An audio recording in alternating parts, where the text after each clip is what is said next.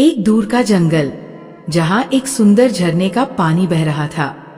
प्राकृतिक दृश्यों से भरे उस सुंदर जंगल के पास एक झोपड़ी में रहते थे एक शिकारी, उसकी पत्नी और उनका छोटा बेटा। वे वहाँ खुशी से जीवन व्यतीत कर रहे थे। एक दिन शिकारी जंगल में शिकार करने गया। वह पूरे जंगल में घूमता रहा, लेकिन उस दिन शिकारी को कोई भी शिकार नहीं मिला। मन दुखी होकर वो एक पेड़ की जड़ के पास बैठ गया। अचानक उसने एक नेवले का बच्चा देखा और उसे लेकर घर आ गया।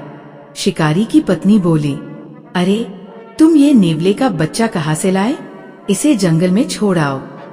हम इस छोटे से नेवले की देखभाल नहीं कर पाएंगे, वह मर जाएगा।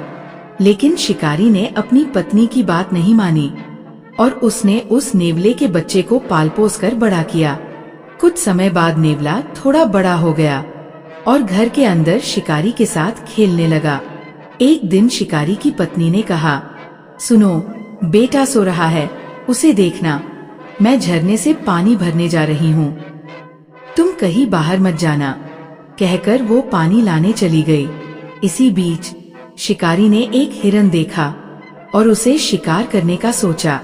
शिकारी ने नेवले से कहा, तुम बेटे को संभालना, मैं जल्दी ही लौटता हूँ। और वो हिरन के पीछे जंगल में चला गया।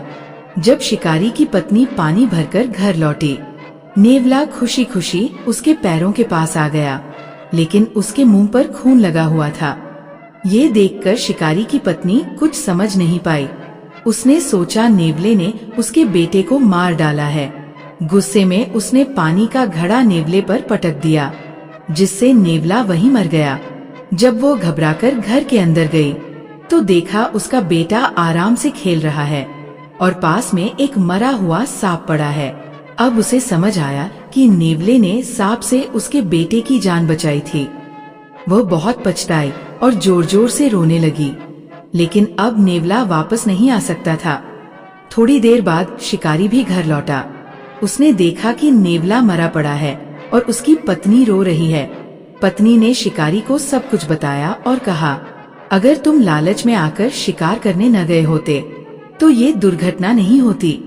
इस कहानी से हमें ये शिक्षा मिलती है, जीवन में कभी भी जल्दबाजी में कोई निर्णय नहीं लेना चाहिए। हर काम में धैर्य और सोच समझकर कदम उठाना चाहिए, क्योंकि गुस्से या जल्दबाजी में लिया गया फैसला अक्सर गलत साबित होता है। Thanks for watching.